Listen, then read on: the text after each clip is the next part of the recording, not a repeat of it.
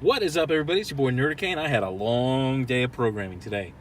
Um, I just got out of school. I'm gonna head home through Atlanta traffic. If you guys have ever driven in Atlanta traffic, you know what I am facing. I gotta go down the connector. I gotta go south down 7585. But I digress. Getting back to this is Port of Earth number 7. I did that one earlier. Not gonna worry about that one, but it was all right.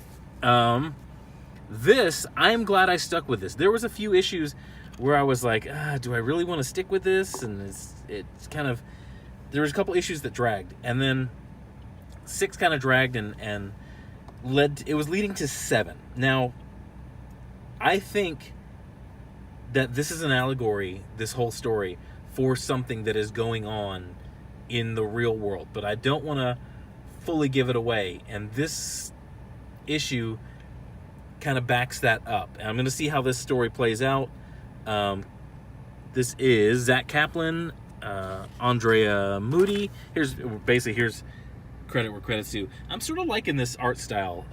It's telling a good story. Okay, so all of these have started with this. It's sort of an interview, and this interview, it turns out, as you find out in these issues, happens after all of these other things in the story. So this interview kind of drops clues as to what's going on, and this one is actually really telling. It's like the interviewer exposes the holes in the deal that we made with the aliens, the consortium, and throughout the issues it's just looking more and more like this is a raw deal where they basically came at gunpoint and they basically made this deal at gunpoint, and it's just not working out for us. The details of that is pretty cool.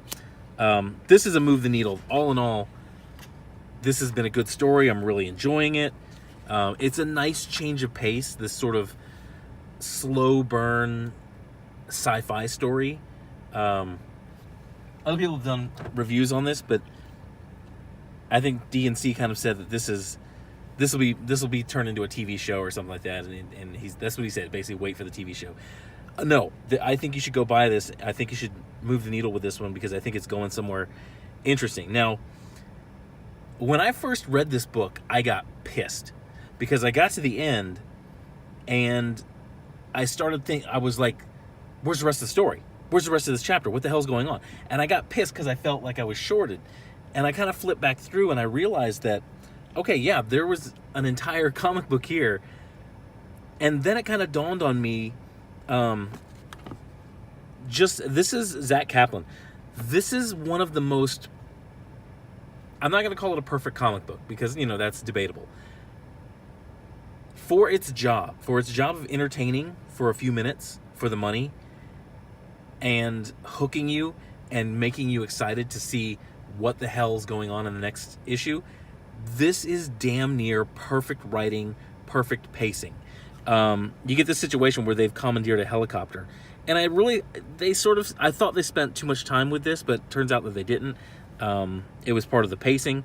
So they take this helicopter out to the port, and as you find out in this book, no humans don't go to the port. There's like very, very few humans who've ever gone to the port, and that's always been the question: is what the hell's going on with this port? What's out there? What's going on? And you start to get it revealed as this goes on, and you start to a good story leaves enough to the imagination. Like, I think I've mentioned this before, the old EU of Star Wars hinted at things and left it to the imaginations, never really explained all of it.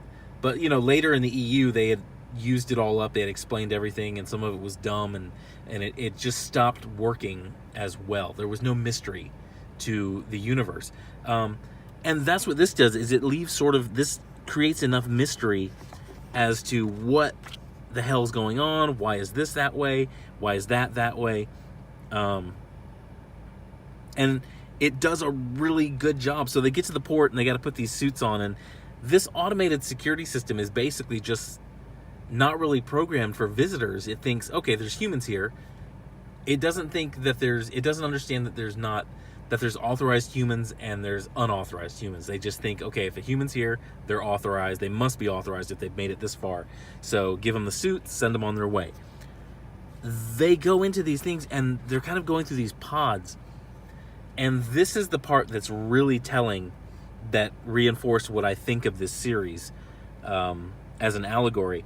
They go into these pods, and all of these pods are modified. The environment is modified to be more like the home worlds of these aliens.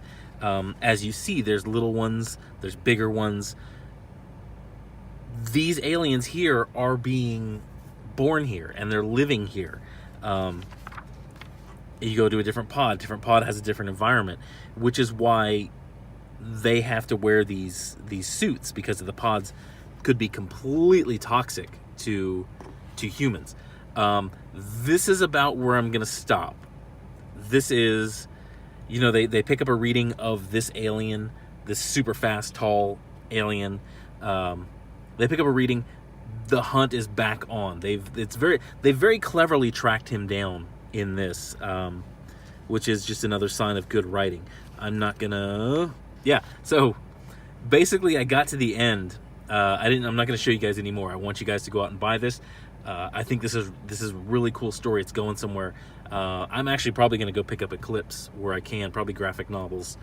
But God, I need to pick up Cyberforce. I was kind of impressed by issue 1, and I haven't picked up any other ones. I need to go pick those up. Well, the thing is, I have 3 comic shops, 4. 2 of them are total SJW comic shops, and they have very small selection. One of them's a record store. The other one's a restaurant that just happens to have comics. The one that I've been going to the most is Titan Comics. They're a chain, so they don't carry a whole lot of selection. The one I need to go to is the best one in Atlanta, but it's a little out of the way. It's a little odd getting there. It's called Oxford Press Comics. That place is the best. I call it the best place, the best comic shop in Atlanta, probably Georgia, because their selection is just incredible.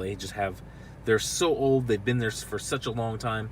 They know their business. They do a really good job with their business. But anyway, that's my situation with comic books stores.